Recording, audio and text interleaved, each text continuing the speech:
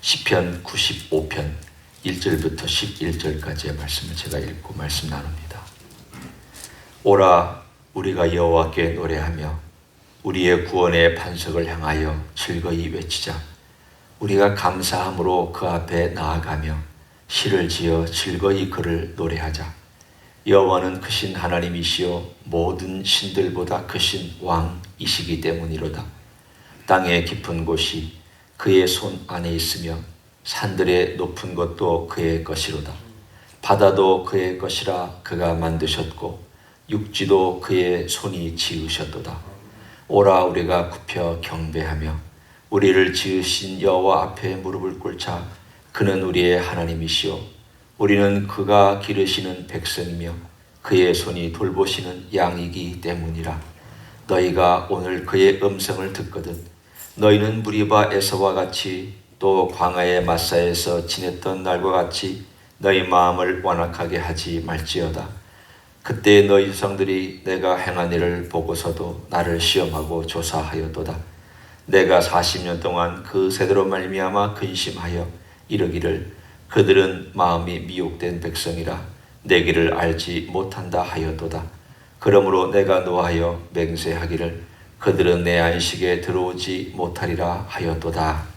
아멘. 시편 95편은 앞에 부분에는 찬양과 감사와 또 우리 하나님께 드리는 경배와 이런 부분으로 되어 있다면, 뒷부분은 하나님께서 우리에게 직접 주시는 경고와 경계의 말씀으로 되어 있습니다. 먼저 하나님께 대하여 오늘 여기서 시를 짓자 또는 감사함으로 그 앞에 나아가자라고 1절부터 5절까지 노래합니다. 사실 오늘 이 본문을 크게 두 개로 나눌 수 있는 힌트가 있습니다. 그것은 다른 것이 아니라 1절과 그리고 6절에 나와 있는 오라라고 하는 이 초청의 내용입니다. 초청하고 있습니다. 오라. 모든 하나님의 백성들 보고 오라, 찬양하자. 오라, 들어라. 오라, 여기에서 감사하자. 누구에게나 사람의 마음속에 감동이 있으면 초청하게 되어 있습니다. 무언가 건네게 되어 있습니다. 흥분된 사람의 마음속에 있는 그 기쁨과 감사와 노래와 찬양은 전염되게 되어 있습니다. 전염되지 않는 감사가 있다면 좀 이상한 감사입니다.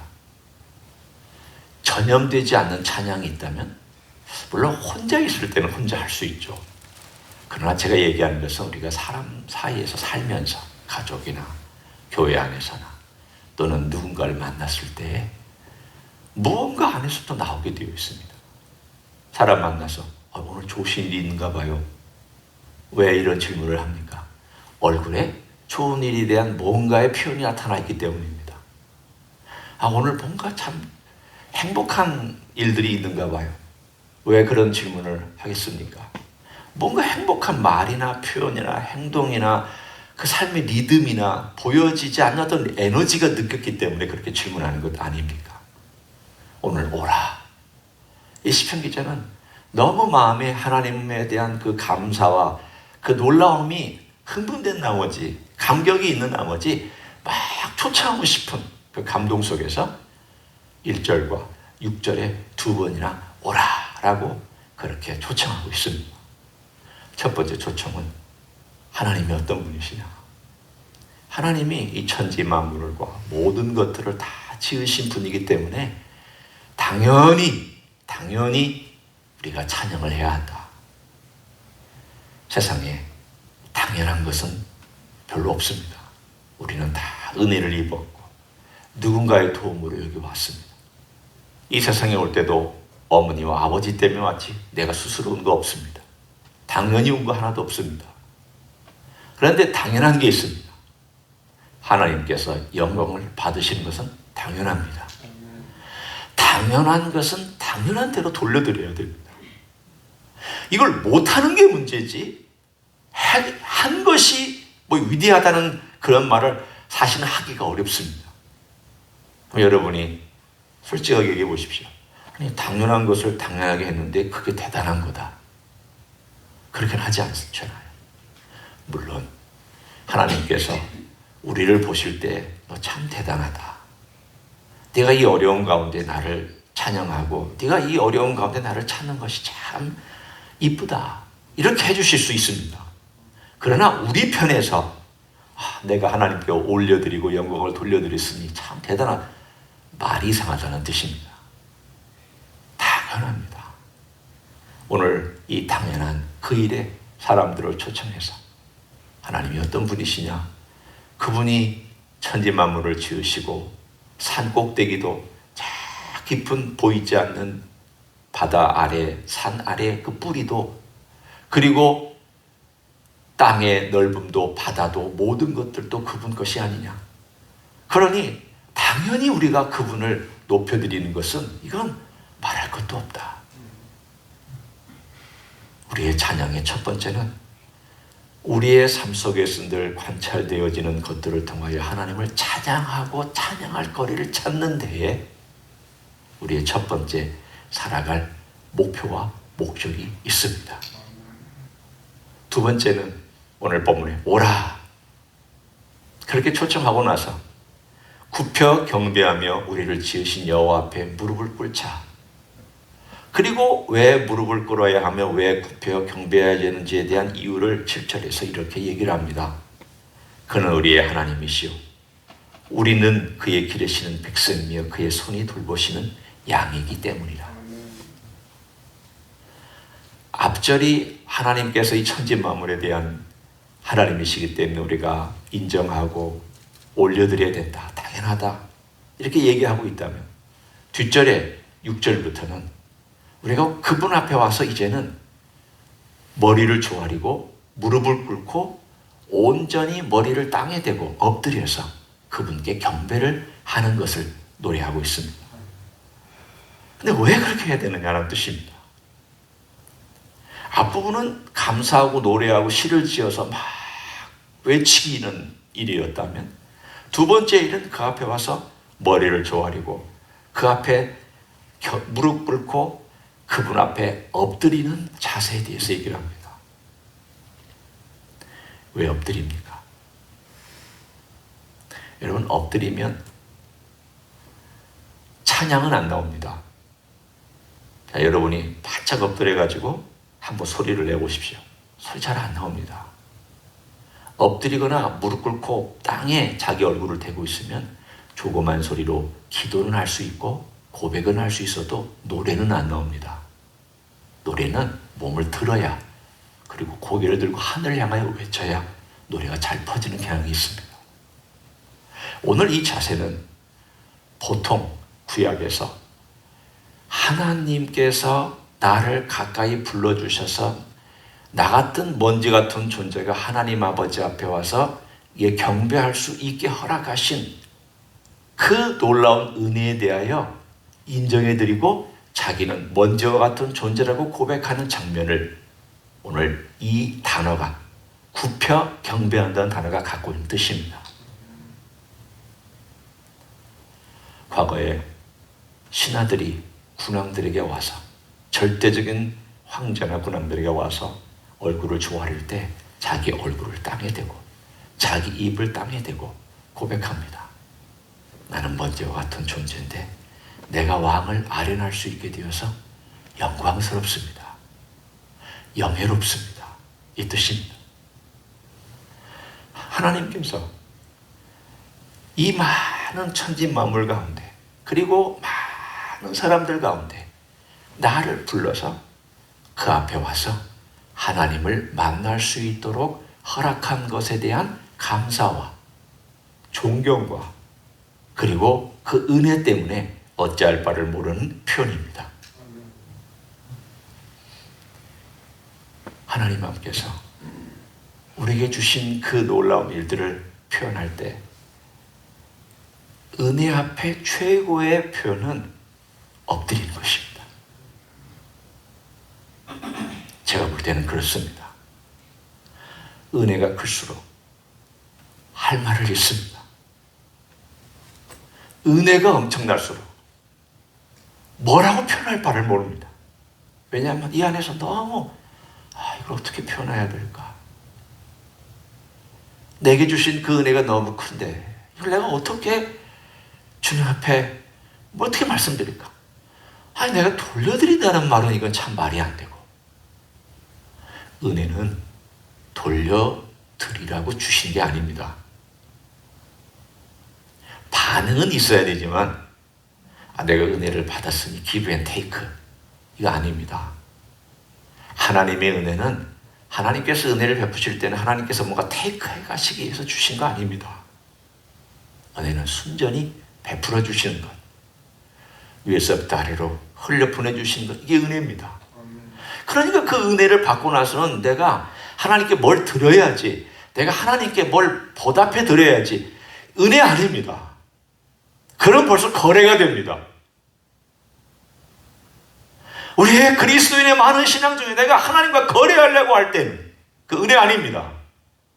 내 공로로 뭔가를 얻어내려고 하는 것이지 하나님의 은혜를 구하는 자세가 아닙니다. 은혜는 순수하게 나하고 아무 상관없이 내가 잘났건 못났건 내가 위대하든 내가 초라하든 그거와 상관없이 하나님께서 주시는 것이라고 요청하고 기도하고 간구하고 엎드려서 받으려고 손을 벌리는 그런 자세를 우리는 그걸 은혜라고 얘기를 합니다. 따라서 받은 다음에도 우리는 돌려드릴 수 없습니다. 내가 보답해 줄 수 있다? 아닙니다. 하나님이 주신 은혜를 우리가 보답할 수 있는 길은 없습니다. 보답할 수 있는 유일한 길이 한 가지 있습니다. 있다면 그것이 바로 뒤에 나와 있는 내용입니다. 7절의 중간에 보시면 그는 우리 하나님이시요 우리는 그의 기르시는 백성이요 그의 손이 돌보시는 양이기 때문이라. 하나님 우리를 직접 돌보신다. 그리고 나서 바로 너희가 오늘 그의 음성을 듣거든 이란 표현이 나옵니다.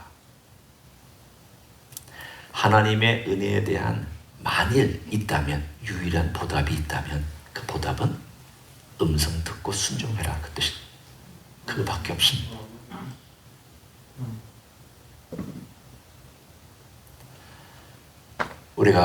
우리 주님께서 우리에게 베푸신 십자가의 은혜가 큽니다. 죄인인 인생들을 위해서 돌아가셨고 우리를 위해 구원하셨습니다. 우리를 돌보시기 위해서 그릇된 양, 자기 갈 길을 간 양을 위해서 이 땅에 오셨습니다. 이만큼 가까이 어떻게 오십니까? 이만큼 자기 자신을 어떻게 더 드립니까? 이만큼 더 사랑할 방법이 또 있다면 우리 하나님은 주님은 사랑하셨을 겁니다. 이것보다 십자가에서 자기 양떼를 위하여 피를 흘리는 그것보다 더 사랑하는 길이 있었다면 더 사랑하셨을 것입니다. 그러나 십자가는 최고의 사랑을 보여주신 하나님의 사랑이요 우리 주님의, 우리 예수님의 사랑이었습니다. 지금도 이 사랑은 늘 흘러내리고 있고 우리를 위해서 역사하는 사랑입니다. 그 앞에 와서는 그 십자가와 그 은혜와 우리 하나님 아버지와 우리 주님의 그 은혜 앞에 와서는 그냥 할 말을 잃고 그 앞에 무릎 꿇고 어떻게 나 같은 죄인을 이렇게 용서해 주셨는지, 받아주셨는지 제가 어떻게 그 앞에 머리를 들겠습니까? 그게 올바른 자세예요. 그런 주님께서 만일 그 앞에서 고개를 숙이고 있는 나를 향하여 만약에 말씀하신다면 이 말씀을 하셨을 것입니다. 그래, 네가 내 앞에 와서 겸비하게 무릎 꿇고 내 은혜를 받았구나. 나를 인정하는구나. 그렇다면 내가 너에게 네가 은혜를 받았거든. 내 음성을 들어라. 그렇게 말씀하셨을 겁니다. 우리가 경배하며 엎드려서 발을 뻗치고 무릎 꿇고 하나님 아버지 앞에 땅에 내 입술을 댈 때에는 또 하나의 의미가 있습니다. 항복한다는 의미가 있습니다. 나는 뭔지요? 당신은 위대한 은혜를 베푸신 분이라는 것을 인정하는 행위면서 동시에 항복합니다. 나는 당신의 주권 앞에 항복하고 당신이 뭐라고 해도 맞습니다. 옳습니다. 그 뜻이 내 뜻입니다. 라고 얘기하는 항복의 행위가 엎드림 행위입니다. 오늘 주님께서 우리의 삶 속에서 네가 나를 찬양하는 거 나 기쁘다. 그리고 내 은혜 앞에 와서 나를 경배하며 엎드리는 것 나 기쁘다. 그리고 네가 나를 인정하고 내게 찬양의 시를 올려드리는 것 나는 기쁘다. 네가 나 앞에 와서 경배하며 나는 아무것도 아니라 고백하는 것 기쁘다. 그 다음 내가 너에게 요청하는 것이 한 가지가 있다면 내 말을 들어라. 듣고 순종해라. 그 뜻입니다. 오늘 그 반대되는 이야기를 8절부터 11절까지 하나 해주고 있습니다. 간단하게 무리바와 또 마사에서 40년 동안의 사건을 예를 들어서 설명하고 있습니다. 물 없다고 불평했고 음식 없다고 불평했던 이스라엘 민족을 하나님께서 이렇게 예를 들었습니다. 이게 뭘까요? 여러분 여기에서 보면 마음을 완악하게 했다 8절에 너희 마음을 완악하게 하지 말지어다. 그러니까 말씀을 듣고 마음을 완악하게 하지 말라. 그러니까 이걸 바꿔 얘기하면 말씀을 하나님의 음성을 듣고 마음을 부드럽게 하고 그걸 듣고 행하여라 이 뜻이죠. 그럼 어떻게 완악하다는 것은 뭘 의미하고 있습니까? 완악한 단어는 상당히 강한 단어입니다. 잘 쓰지 않는 단어입니다. 그냥 완고하다 그러면 우리가 보통 이해할 수 있는 단어입니다. 너 마음을 완고하게 하지 마. 성경에 쓰고 있지만 우리가 또 잘 안 쓰는 단어 중에 하나가 강팍하다라는 단어입니다. 마음을 강팍하게 하지 말라. 성경에 나오는 단어입니다.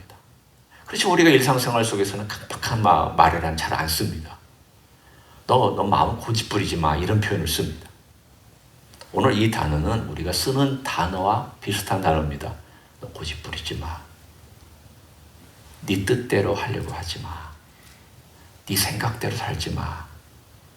네가 가지고 있는 기준대로 살면서 하나님이 용서해 주실 것이라고 봐주실 거라고 그렇게 여기면서 살지 마. 하나님의 뜻이라고 하나님도 이해하실 거야 그렇게 말하지 마. 우리는 많이 타협합니다. 자기가 약하면 약하니까 하나님 봐주실 거야. 내가 범죄하고 나면 인간이 죄를 저지를 수도 있지. 실수하면 인간인데 실수도 하지. 우리는 자꾸 타협하고 자기 기준대로 하나님을 낮춰버립니다. 여러분 우리가 실패하고 넘어지는 것이 그리고 죄를 짓는 것이 안 한다 하지 말라는 뜻이 아닙니다. 그럴 수 있습니다. 그러나 하나님의 기준은 낮춰서는 안 됩니다. 하나님이 봐주실 거야. 내가 하나님이 아니잖아요. 하나님이 언제 봐주셨습니까? 하나님이 봐주신 게 아니라 침묵하고 계시는 거죠. 하나님께서 너 그래 그렇게 살아도 괜찮다라고 허락하신 게 아니라 내가 스스로 허락한 거죠.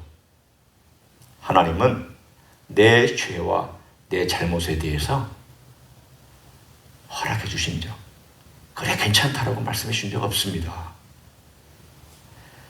이스라엘 백성이 그렇게 살았습니다.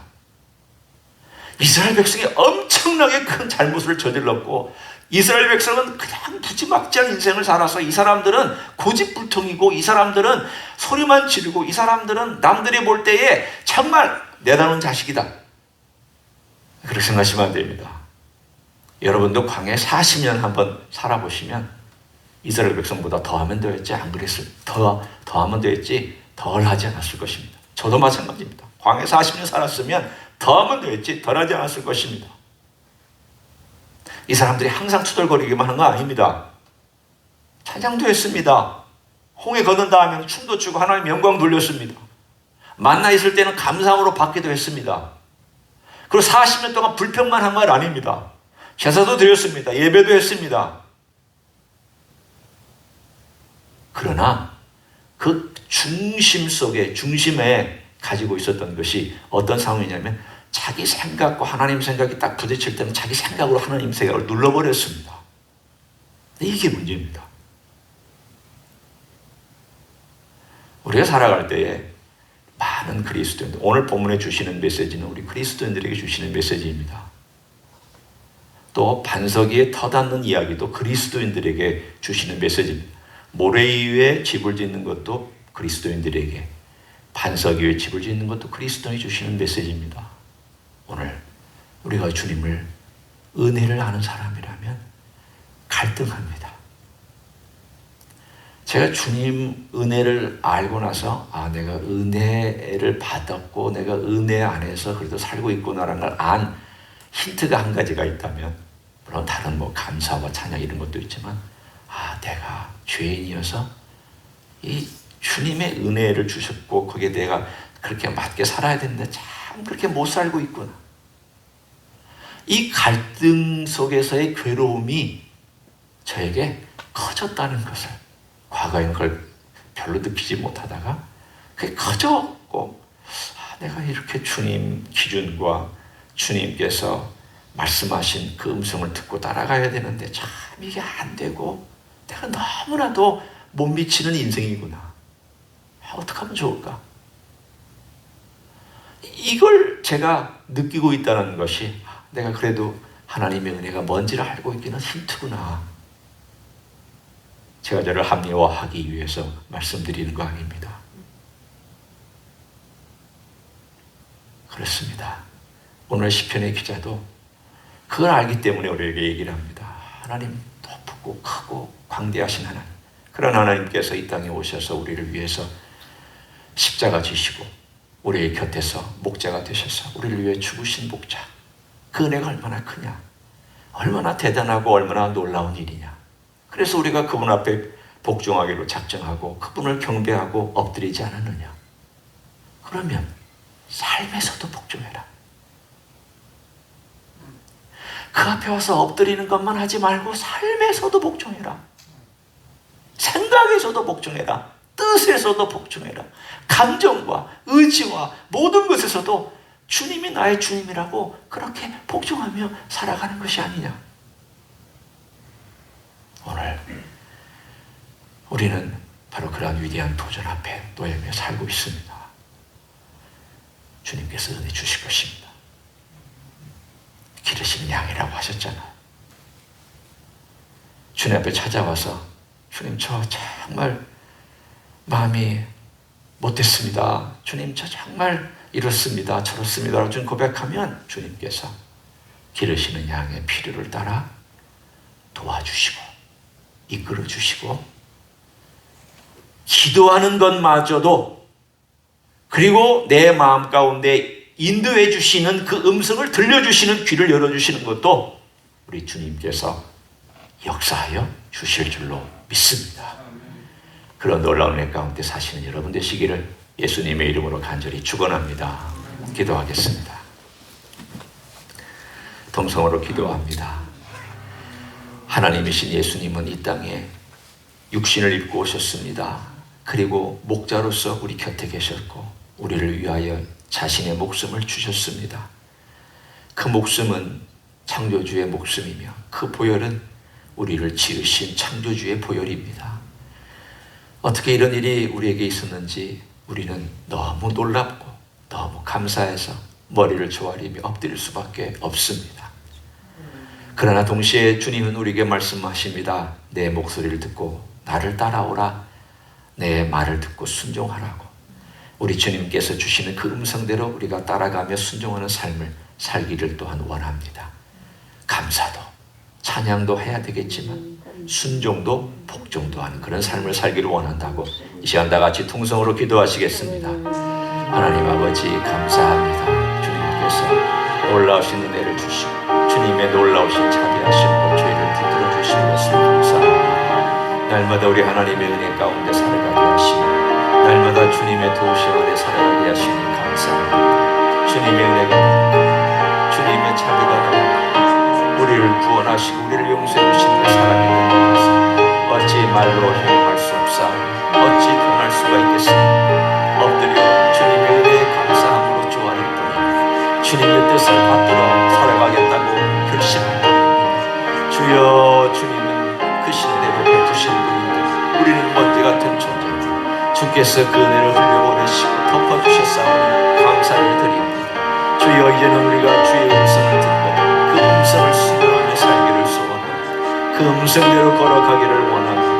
그 음성의 앞에 우리가 따라가기를 원합니다. 그 음성으로 우리가 우리 주님을 의지하면서 걸어가기를 소원합니다. 우리 주님께서 말씀하실 때에 아멘한 대로 살게 하시고 아멘한 대로 순종하게 하시고 아멘한 대로 우리의 삶을 주님께로 바치게 하시고 그리고 또한 우리가 그렇게 걸어갈 수 있는 하나님의 종들로 만들어주시기를 간절히 간구하고 원합니다. 주여, 그런 삶을 살아가도록 주님께서 인도하사 뜻을 이루어 주시옵소서. 감사를 드립니다. 주님, 우리 하나님의 삶 속에서 우리 주님 살아 역사하시니 감사합니다. 성령님 강하게 역사해 주시고 우리의 마음속에 주님을 사랑 뜨거운 마음과 감사의 마음과 순종의 마음을 늘 허락하여 주시옵소서.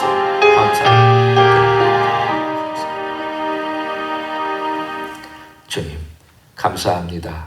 하늘과 땅을 지으시고 우리를 지으신 우리 주님께서 이 땅에 육신을 입으시고 오셔서 우리의 목자가 되시고 우리를 위하여서 친히 목숨을 바쳐서 죄와 어둠과 사탄과 지옥에서 구원해 주신 것을 감사를 드립니다.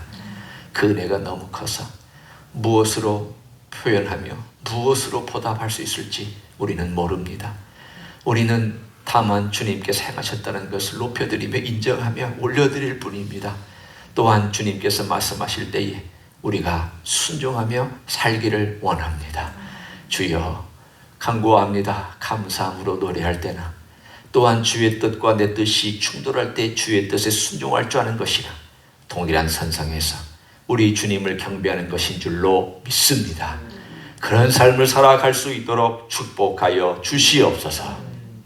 이제는 우리 구주 예수 그리스도의 은혜와 하나님 아버지의 극진하신 사랑과 성령 하나님 교통하심의 역사가 오늘도 그 크신 은혜, 그 크신 역사 앞에 무릎 꿇어 경배할 뿐 아니라 또한 평상시의 삶 속에서도 순종하며 살기를 소원하는 이 자리에 참여한 모든 종들 위에와 조임지 히스교회 위에와 이민교회들과 한국교회들과 선교사님들 위에 이제로부터 영원히 함께 하실지어다.